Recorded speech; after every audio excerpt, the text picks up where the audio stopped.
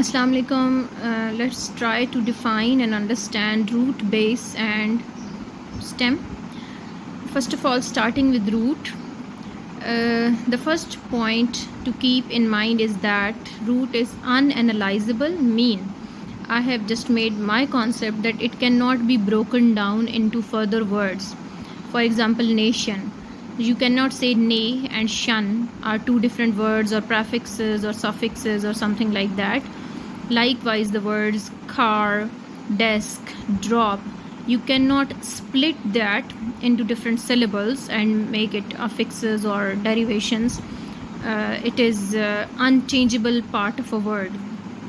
Remember, it is a part of a word, so it is not necessary that it should have clear lexical meanings, but main meanings are there.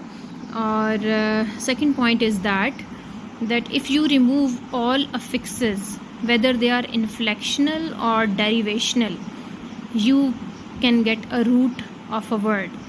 It is a part of a word कि अगर आप इसमें से सारी affixes निकाल दें, चाहे वो inflectional हों चाहे वो derivational हों, तो फिर क्या होगा, आपको रूट मिलेगा.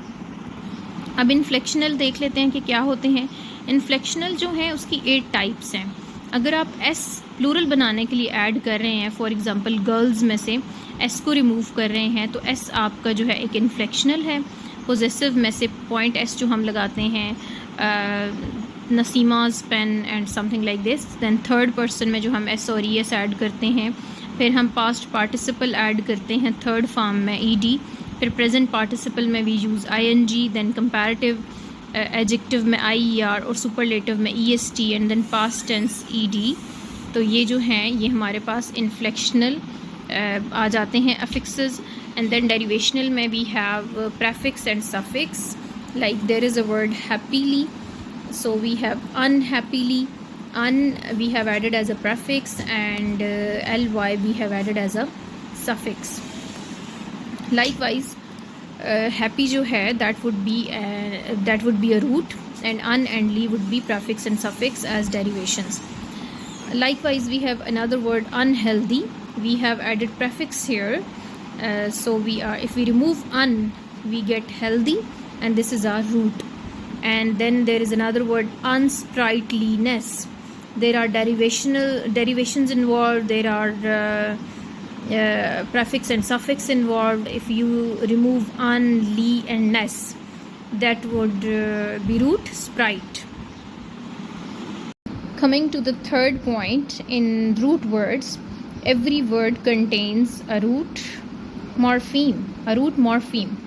Morpheme can be free or bound. Free root morphemes are those which can stand by themselves and are the base forms of the words. For example, we have a word mat, M-A-T-E, mate. Sorry, this is a word mate.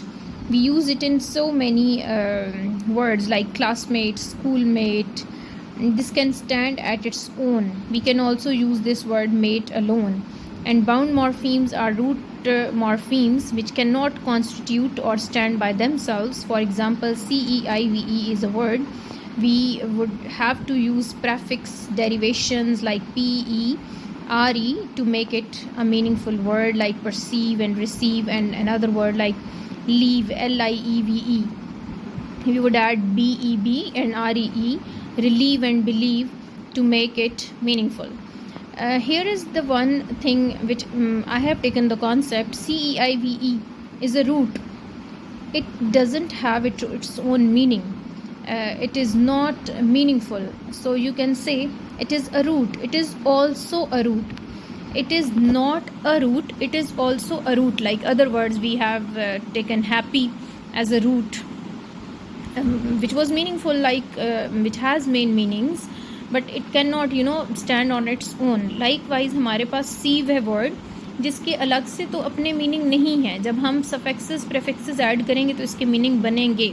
So it is a bound root morpheme. तो ये हमारे पास एक root word होगा. Coming to the stem. A stem is any morpheme or combination of morpheme to which an inflectional suffix can be added. पीछे हमने clear किया है कि इन्फ्लेक्शनल सफिक्सेस क्या होते हैं. They are of 8 types.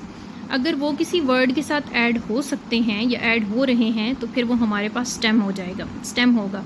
और स्टेम का ये है कि वो जब हम रिमूव करेंगे तो उसके बाद भी उसके एक अलग मीनिंग होंगे। ज़रूरी नहीं है कि उसके कोई लेक्सिकल मीनिंग ना हो। जैसे कि हमने देखा कि सीव जो था उसके कोई ऐसे लेक्सिकल मीनिंग्स नहीं हैं, that's why it is a root. लेकिन जो स्टेम होगा, अगर हम इन्फ्लेक्शंस रिमूव करेंगे तो उसके अलग से एक अपने मीनिंग होंगे। फॉर एग्ज़ाम्पल यहाँ पे हम हैप्पीली को देखें तो HAPPILY हमने ऐड किया है, जिसको अगर हम रिमूव करें तो हैप बनता है, जिसके अपने कोई लेक्सिकल मीनिंग नहीं है। ग्रीडियर में हमने IER ऐड किया है, अगर हम इसको रिमूव करें तो greed itself it has lexical meanings, तो ये स्टेम होगा। स्टेम जो है it is also a word common to its inflected variants.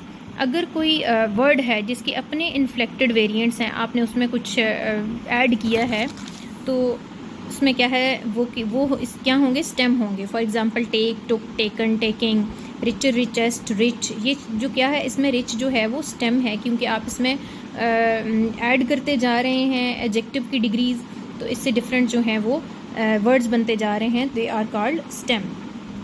फिर अगर आप देखें बेटर के वर्ड को आपने ER ऐड एफेक्ट्स किया है, BETT रूट होगा क्योंकि इसके अपने लेक्सिकल मीनिंग नहीं है। लेकिन जो रिचर में आपने ER ऐड किया है तो ये एक तो होगा स्टेम होगा, क्योंकि रिच के अपने मीनिंग है और मीनिंगफुल वर्ड है, लेक्सिकल मीनिंग्स हैं। दूसरा ये कि इसकी अपनी वेरिएंट फॉर्म्स हैं, आगे रिचेस्ट कह रहे हैं आप, फिर रिचर भी है।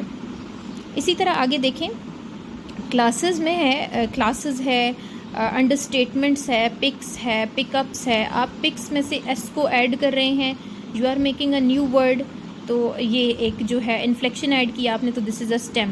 फिर आपने पिकअप्स ऐड किया, पिकअप एक वर्ड है, आपने एस ऐड किया इन्फ्लेक्शन, तो ये भी एक स्टेम होगा। फिर अंडर स्टेटमेंट्स में आपने अंडर को और स्टेटमेंट को मिलाया और फिर साथ एस ऐड किया, तो ये कंपाउंड स्टेम्स बन जाती हैं, जिन्हें डिराइव्ड स्टेम्स भी कहते हैं। बेस और स्टेम में ये डिफरेंस है कि स्टेम में सिर्फ इन्फ्लेक्शनल आप ऐड कर सकते हैं इन्फ्लेक्शंस, जबकि बेस में आप डेरिवेशनल भी ऐड कर सकते हैं और इन्फ्लेक्शंस भी ऐड कर सकते हैं। यानी वो वर्ड जो अपने डेरिवेशनल्स भी इसमें अपने ले लेते हैं और इन्फ्लेक्शन भी ले लेते हैं, तो दे वुड बी बेस।